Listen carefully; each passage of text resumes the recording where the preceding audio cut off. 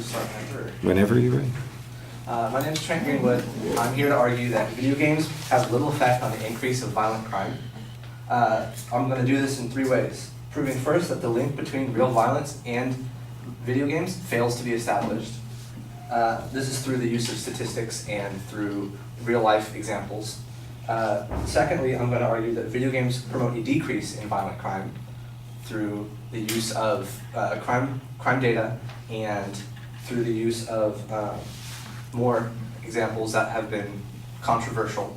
And lastly, I'm going to argue that they reduce the level of stress, anger, and frustration in most people, of which that could lead to a violent outburst and creating more violent crime.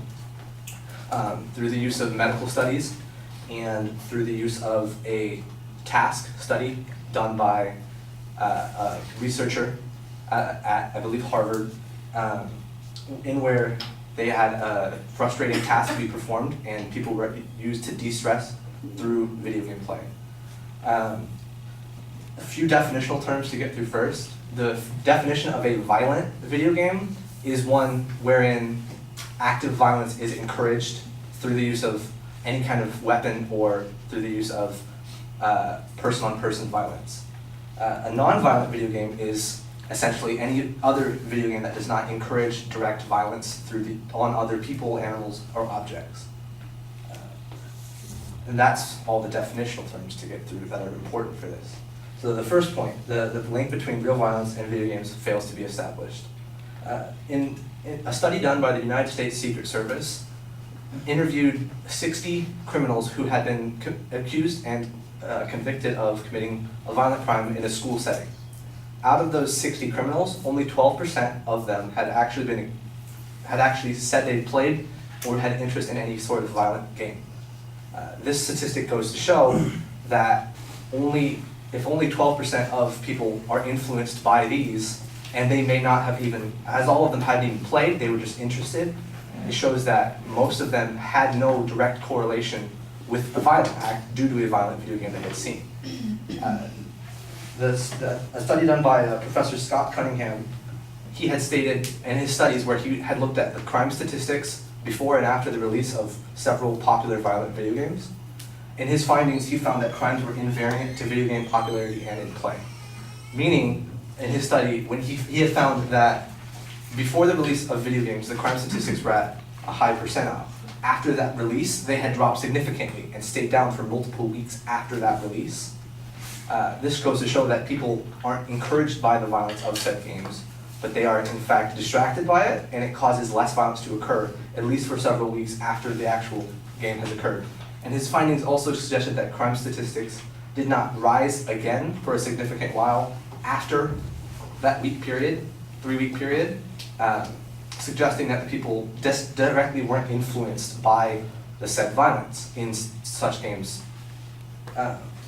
People would continue to play these games and they would exert their negative stress and emotions that they may have generated from any sort of disorder or any sort of real-life activity into these games. This would distract the violence from happening to another person, object, or animal, and instead channel it into these digital examples. This shows that video games do not have a link to direct violence, but instead they detract from the total amount of violence caused, which is moving into the second point, that they promote a decrease in violent crime. In the same study done by Scott Cunningham, he had shown, again, that since around the time of popular releases, crime statistics went down, and they would stay down. One example of a crime that had been delayed by several weeks to months was the tragedy of the Columbine shooting. One of the 2 teenagers who had committed the shooting had been interested in the popular online game Doom at the time, in where he liked to make maps for the game. Due to this, one of the issues that arose is he had mapped his school in the game, and that caused a lot of people to automatically assume that violence was, the game had promoted his violence in the shooting. This is contrary, because due to this, he had made the map of his school a couple months before the actual shooting occurred, and he had continued to make maps of just random other things during the time, which actually delayed him in going in through with the shooting. Due to this, the playing of the video game had actually postponed the violent act by several weeks to months. That it would have occurred much sooner than it anticipated. The people after this shooting had automatically assumed that the violent game was the cause of his actions, but it actually wasn't the only cause. It was more of a negative factor on his violence than a positive one. Moving into the third point, that video games would actually reduce the stress of most people and frustration, causing their violent levels to decrease if they were frustrated or needed to prove a violent crime. A study done by Chris Ferguson, also known as the Hitman study, he had found that in exposing people to a very frustrating and difficult task, he had separated them into 3 control groups: those who didn't play video games, those who played casual video games, and those who played violent video games. In his findings, the people who would commit the frustrating task and played the violent and non-violent video games, when they went back to said task, they had performed much better and much more clear-headed than those who had not played the game at all. This is showing that the people who have the anger built up and no way to expulse it had a lot more difficulty in performing a frustrating task calmly and level-headedly. Due to all of this, the link between not failing to be established, the decrease in violent crime actually caused by video games, and the reduction in anger and frustration from video games. Video games have little effect on the increase of violent crime in the United States and the world.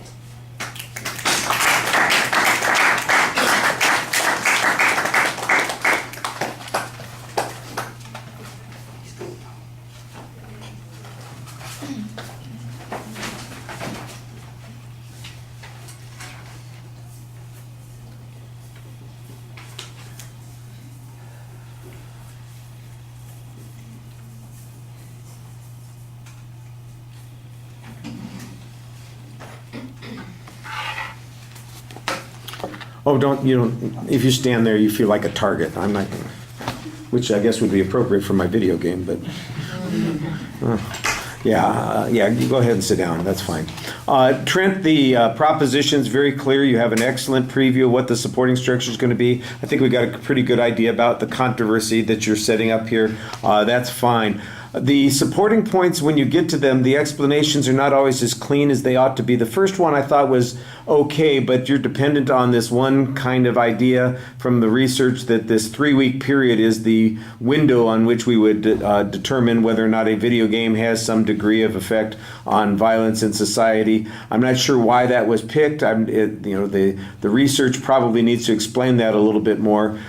You do cite a source for that and for later information, but you don't really qualify those sources. I don't know who Scott Cunningham is. I don't know who Chris Ferguson are. They could be gamers who are writing for a video game magazine. They could be scholars who are working in a research institution. They could be executives for some company. I don't really know, and part of my ability to judge the quality of the research is going to be dependent on their background. So since you rely on Cunningham especially so much on that first point, it probably would be a good idea to spend a little bit of time giving us a reason why the research conducted by this person is something to trust a little bit more. Like I said, I think the 3-week window is a little odd, and maybe an explanation would be in place.